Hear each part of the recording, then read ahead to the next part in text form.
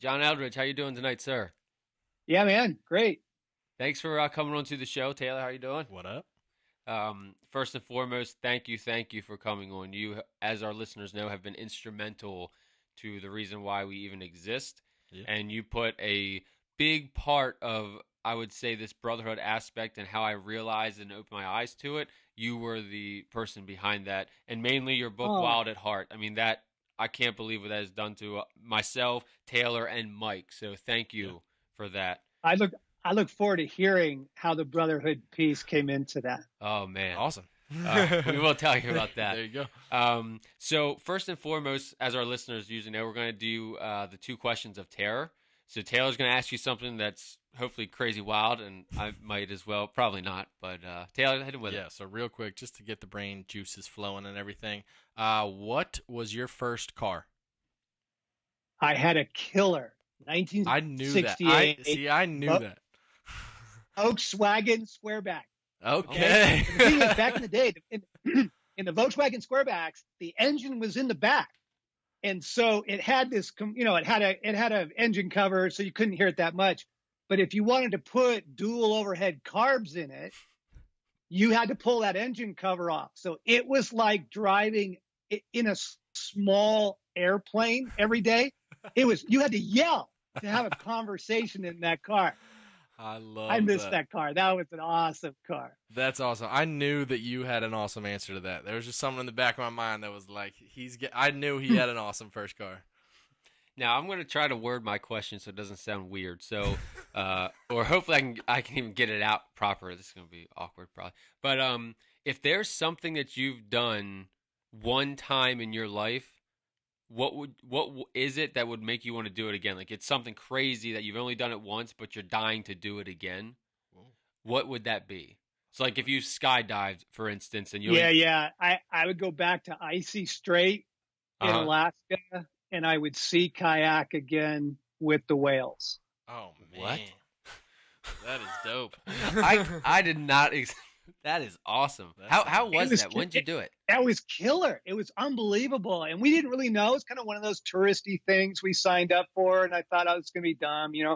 And we get out there, and we are the only people. And the humpback whales are there in the summer, as everybody knows. And like, I watched this humpback Yo. surface about 15 feet from my son's kayak. It Oh was like a my, submarine coming up. It I can was only it was freaky deaky, man. imagine. that is When awesome. did you go and do this? Yeah, so that was maybe like 10 years ago. Oh wow. So it's been a little bit. So do you think you will again or something along those lines? I sure hope so. It Yeah, was Man. incredible. Yeah. man. You said killer. I'm glad it wasn't killer whales that you were kayaking with. Well, That's my little yeah, dad yeah, joke. Sorry. no, they That's were awesome. there, but they were not with us. Yeah. Awesome. Well, John, if you could, obviously all of our listeners know you, but if you could, if they don't or haven't, can you give them just a background on yourself, like your testimony, your bring up, and just things of what you're doing now in life and what you've done, things, like that? Sure. Yeah. Well, so you go way back. Grew up in LA, grew up in an alcoholic home. Pretty rough story. Father really broke my heart. But my grandfather was a cattle rancher in Eastern Oregon. And every summer, my folks would just send me off to his cattle ranch. And that was my redemption. Like he was a good man and he loved me. And I mean, I got to ride horses and drive tractors, and he bought me a BB gun and told me to go kill all the pigeons on the ranch. All And There right. you go. yeah, so that was, and that really is actually the roots of Wild at Heart, Hmm. because I was a total suburbs kid, and it was the '70s. It was the LA. It was a drug culture, but every summer I got like real life Yep. and a real man and somebody who loved me and could show me the way, Hmm. kind of initiate me into young manhood. Came to Christ pretty radically at the age of 18. I wasn't raised in any faith. I didn't know the gospel, but I met Jesus, and it totally changed my life. Like radical, like it was actually the talk of high school, because I got kicked out of high school in my hometown, Wow. and nobody ever thought that I would become a Christian. And so Wow. like when they heard, they're like, John Eldredge became a Christian. Like, what? And so it was awesome because it gave me this opportunity to tell a ton of people about it. Yeah. Yeah. So I knew my wife Stacy in high school, but we didn't really fall in love until after college, and got married, raised 3 sons. They're awesome. They're now in their late 20s. They're starting their families. That's awesome. And we live in Colorado now. That's where we moved and raised our family. I've been a Christian therapist for about 30 years, and that's where a lot of this stuff about the heart comes in, and kind of understanding how people are wired. And yeah, but then I don't have a private practice anymore because I started writing books, and I discovered that I love it and I can touch a lot of people that way. So Yeah. we got a shop here called Ransomed Heart, and we do conferences and retreats, and I write books, and I get out into the woods as often as I can. I love it. That's so awesome. And like Brandon alluded to, and I'm sure most people that are listening to this know, I mean, you wrote, like, for lack of a better word, like the Bible on manhood. And so like most people have like read that.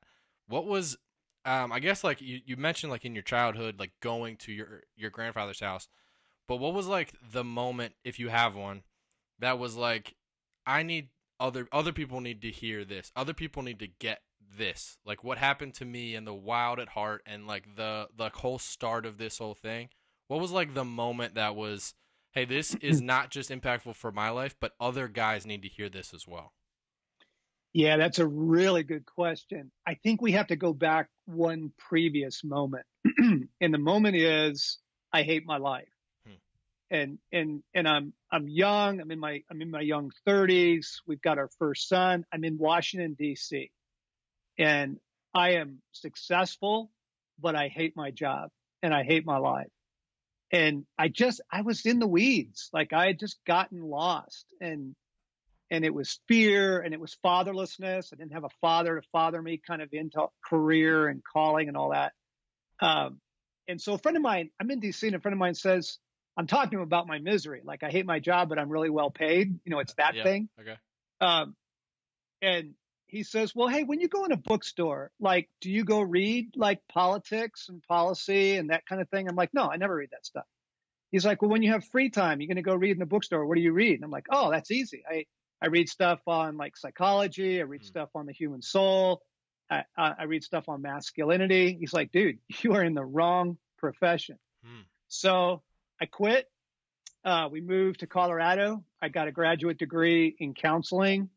And that was the first big turnaround. Because like I was way off course. I wasn't being true to who I was.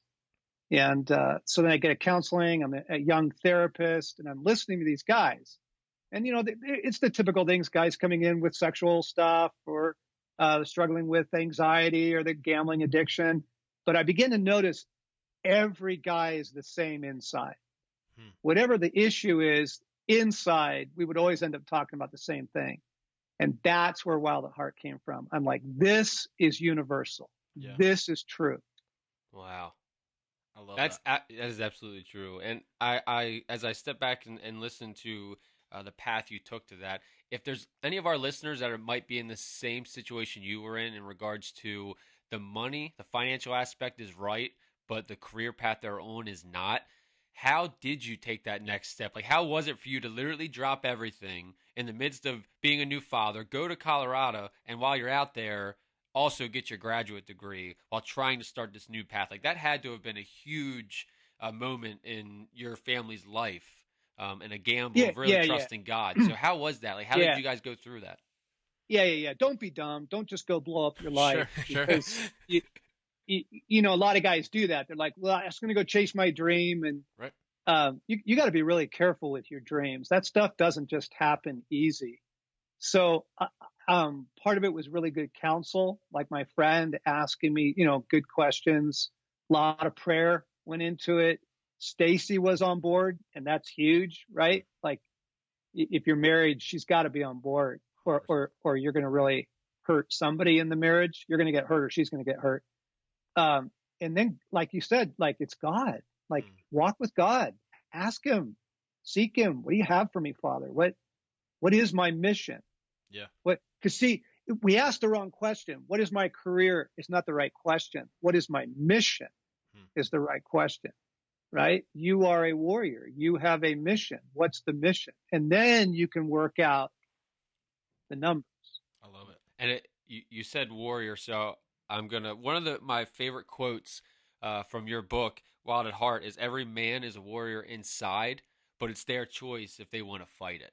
And that has been the quote that basically started to lead me towards Brothers of Merit, is because I had something inside that I felt there was a void, not just in my own, but I witnessed in other men's life. And that was that gap between relationships with other men and Christ. Like they couldn't put it together and how we could really work together, strengthen ourselves to be better husbands, to be better fathers and brothers and everything. So reading that book and hearing that quote, I literally read it at a men's retreat a year and a half plus ago now through our church. I came back and I started this group with our friends here at the church, and eventually Brothers of Merit came out of that because I needed to fill that void. I felt like that was my mission as a warrior, and I wasn't being that true warrior by not fighting. You know, I was not doing what I felt my mission was from God, to just sit back and allow other men to fall into that spot where I was surrounded by all these godly men at this mission. I was like, wow, at that retreat weekend, and said, this is it. Like this, if this is what I can get and God wants me to do, like other men need this as well. And now here we sit a year and a half later, and we're closer than we ever were, I feel like, because of the things that we've done, which has allowed us to talk to more people, obviously yourself and others, and hear the things that they have to say, which just builds us up even more. And it's been absolutely great. Way to go, guys. Way to go. And it's just, like I said, it's really, I say wild because it's, you know, pun intended, wild at heart. But to hear me talking to you a year and a half later, to know that all of this was formed around the words that you wrote in that book is amazing. Yeah. And there's no coincidence that it was the warrior in you, because if you're going to find brotherhood, you're going to have to fight for it. Like absolutely. it's going to take the warrior in you. And that's why most guys don't find it, right? They don't fight for it. 100%. Because when it starts to get hard, it's much easier to just back away rather than embracing the uncomfortable and pushing through it. Because that makes it a little bit more comfortable to continuously do and build better relationships and all. So we're talking about these books, John, and you have a new book out, right? Isn't that true? Oh, I do. Yeah. Okay, and that's Get Your Life Back? Yeah. So can you kind of hit on that, because obviously the initial book was so instrumental to this, and I just want to talk about this one as well, because I'm sure that could possibly be to others listening. So could you hit on the background of that book and what it's about? Well, easy. The crazy thing is, I wrote it before the pandemic, but it's like it's like Jesus knew. So what Get Your Life Back is we are all way too connected online, too much technology in our lives. We're running way too fast, and your soul can't keep up with that. Most guys, their soul is just fried. And when your soul's fried, you know, then you start looking for the things that are going to make you feel better. You drink too much, you eat too much, you masturbate, whatever. And God wants you to take care of your soul. If you're going to navigate tough times, you have to have a strong soul. And if you're going to have a strong soul, you have to do things that nourish your soul. So Get Your Life Back, the subtitle is Everyday Practices for a World Gone Mad. The world is insane. Yeah. And now all the more so, right? Right. And people are just way too glued to the news, and they're scared. Yep. And they're not living their life. And so, the book it's just a series of very simple things you can do to begin to take your life back, get your soul strong, because you're going to need a strong soul for what's going down. I love that. I mean, and outside of a pandemic, like you said, you wrote it before this happened, and then it, like you said, exactly. Jesus knew. I mean, it's because it's crazy. Knew. Yep. Yeah. So let me give your guys. This is really fun. So the first chapter in the book is called the 1 minute pause. Okay. And it's just learning. Nobody stops. Nobody stops. We just blast. We just go. We go all day and we collapse at night. And you get up in the morning and you just go. Yeah. So Jesus said, it was to me. He's like, John, you never stop.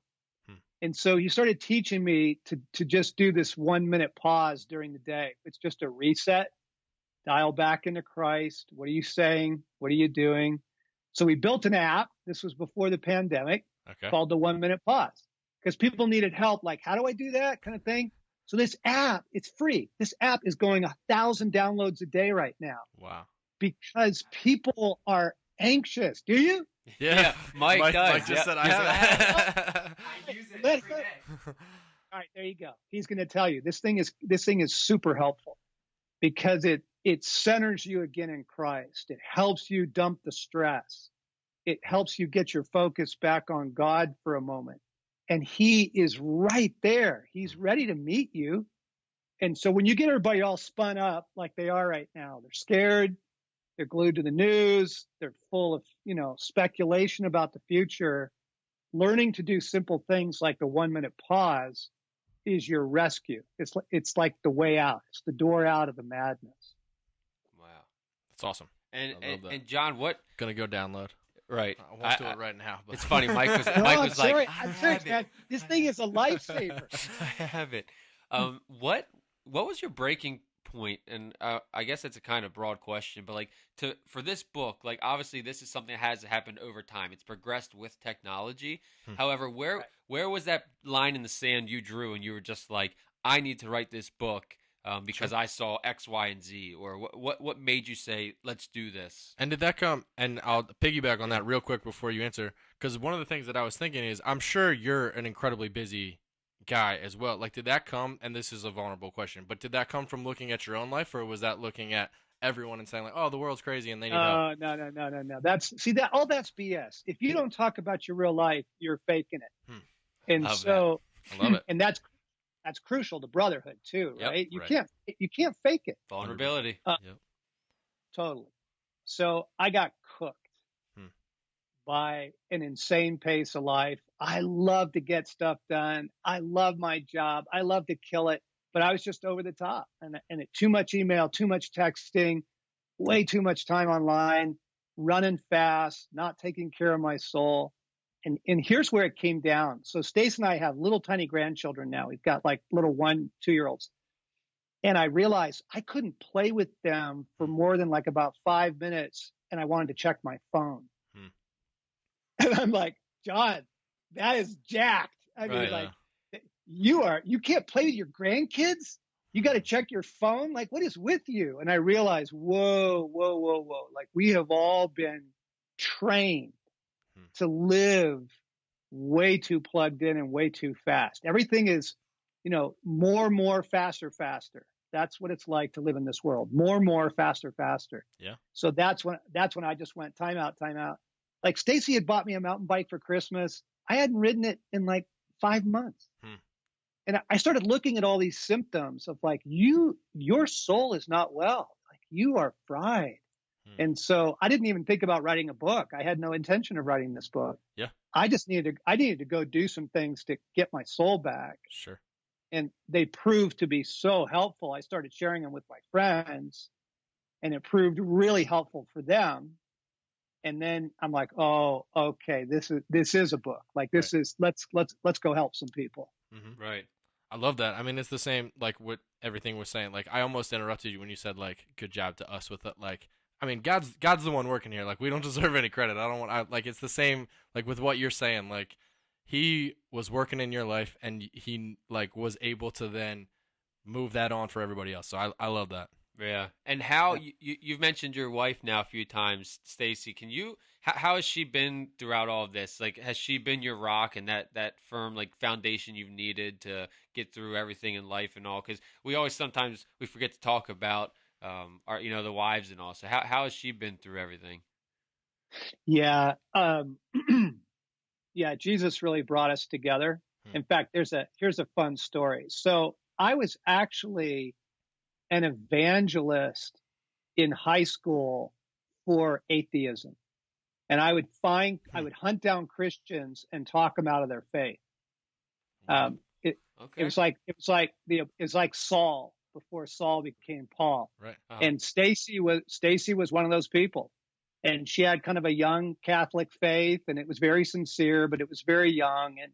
And, and we used to get together and party, and I would just mock it and make fun of it.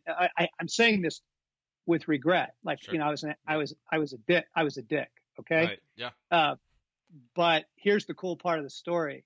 So I come to Christ, and then Stacy calls me up. She was down at San Diego State. I'm in LA. She's like, "Hey, I'm coming home for the weekend. You want to party?" And I said, "Yeah, you got to come up here, but you're not going to believe what's happened to me." And we sat down on the front porch, and I led her to Christ. And like, to be able to redeem that and bring her into a relationship with Jesus. And then that's when our romance started.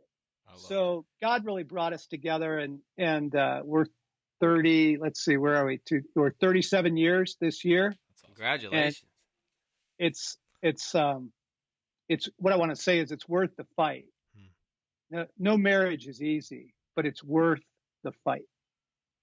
It's a good word. Man. 37 years, right, first of all. Right there. It's a good word. And the full circle that happened in that story is amazing. Yeah, the right? fact that you tried to talk her out, and then Yep. a few years later you're the one bringing her back, and that I'm sure that has been very impactful throughout your guys' relationship. That's probably what made you guys so close, and has just never pulled you apart, because your foundations are both formed off, in a way, each other.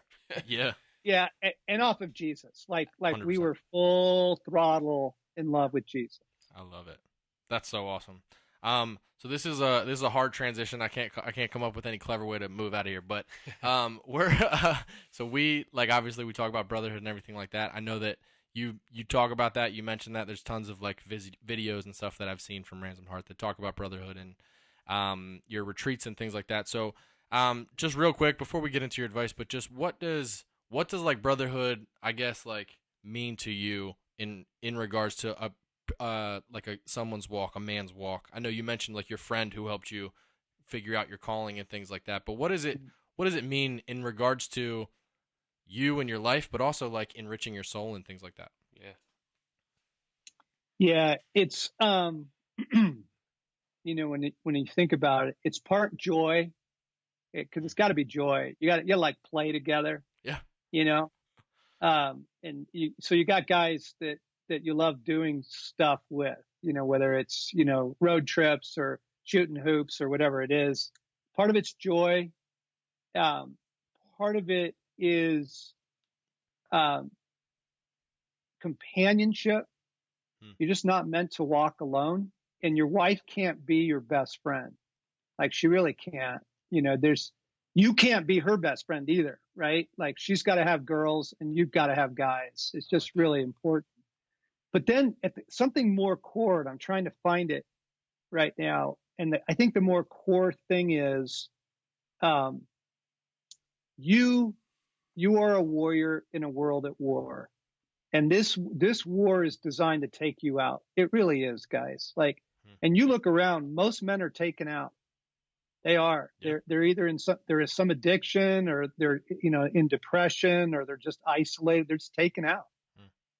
And so if you don't want to get taken out, you're going to need a couple warriors in your life. Like, so it's brotherhood, but it's more than that. And it is men who will actually fight for each other. That's good. Wow. That's a good word. So I know it's like the mic drop. Oh, that's so good. So, and that's where it comes back to, you said the men that will fight for each other. That's exactly what I was saying about that quote in your book. Yeah. You know, basically saying, like, we all have that warrior inside, but we have to choose to fight.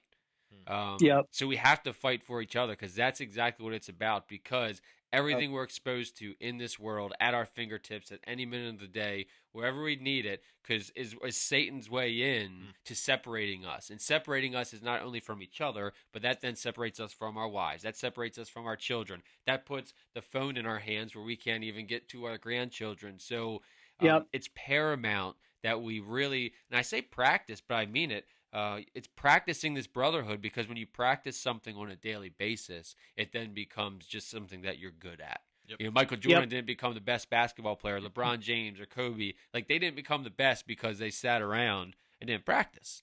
You know, they played every day. We have to play brotherhood every single day to become that professional.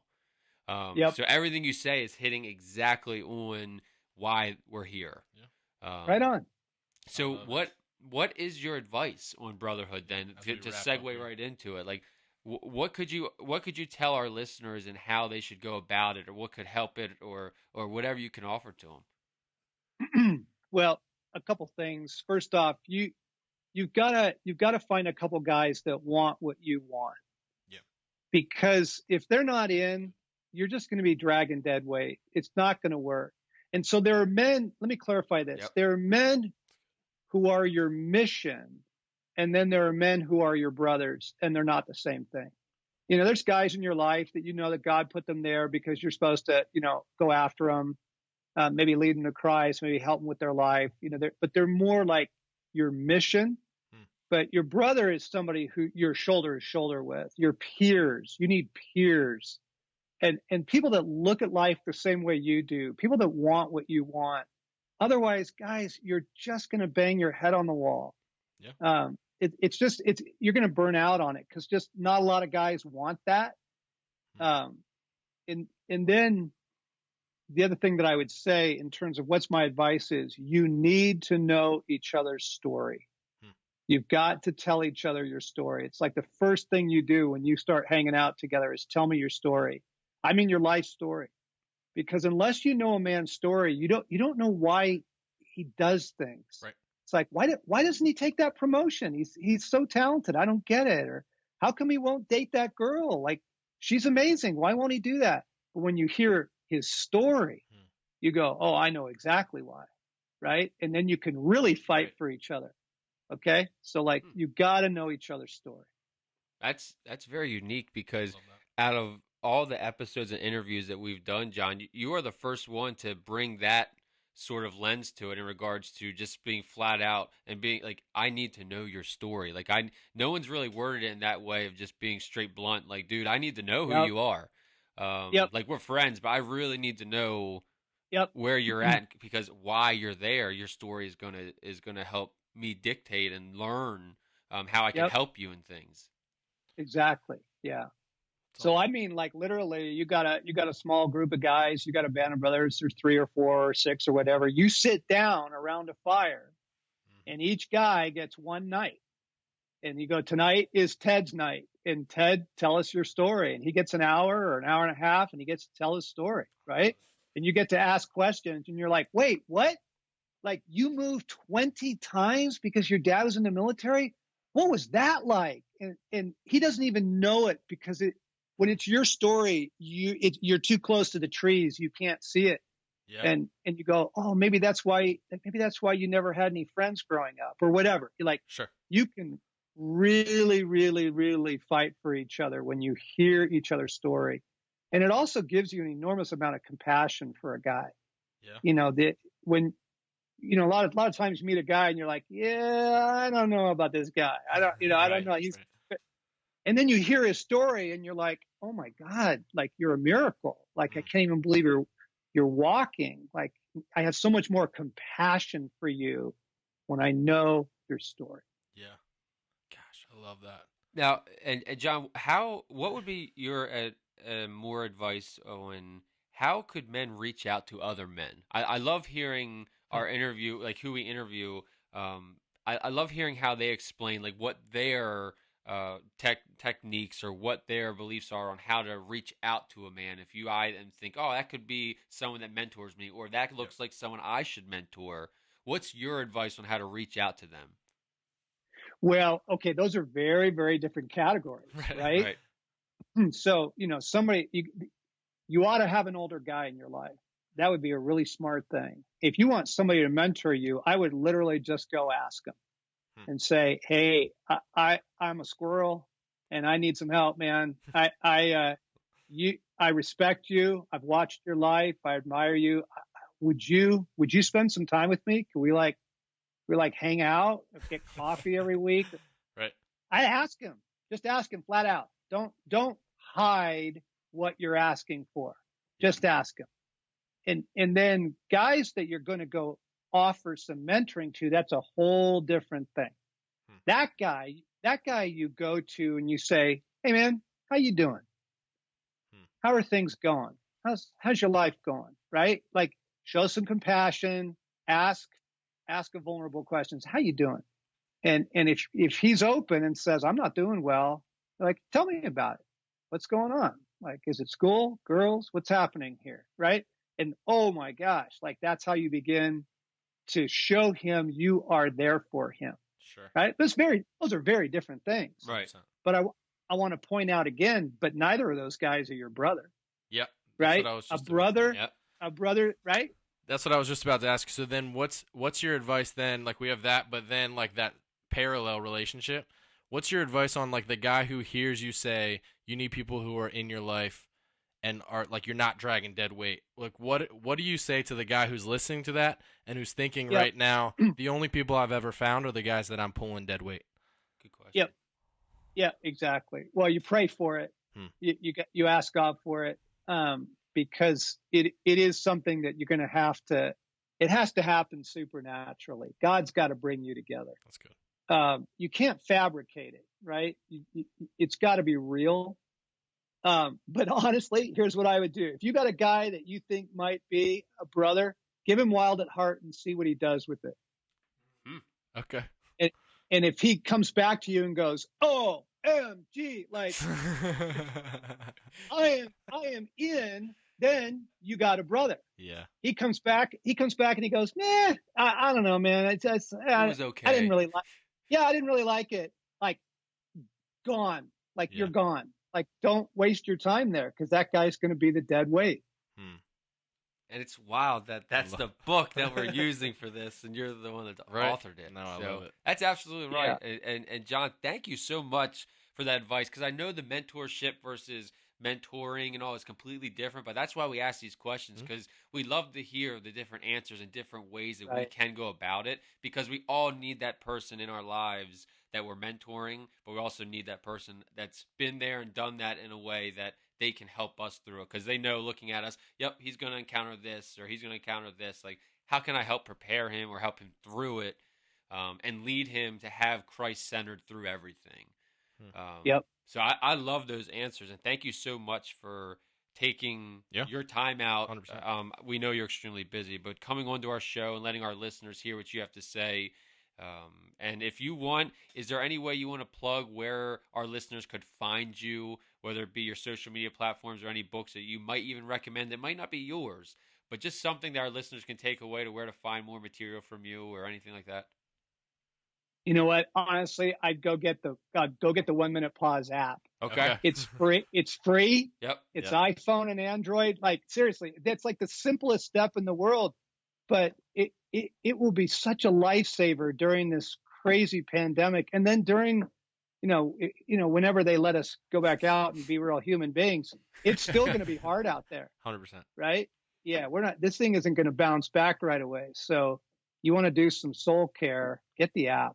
Okay. I love it. Well, thank you so much. Again, I know your time is valuable, so we super appreciate you, and we can't thank you enough for coming on. And I've loved this conversation. I know I could talk to you for hours, and I'm sure Brandon is the same. So we just wanted to say thanks.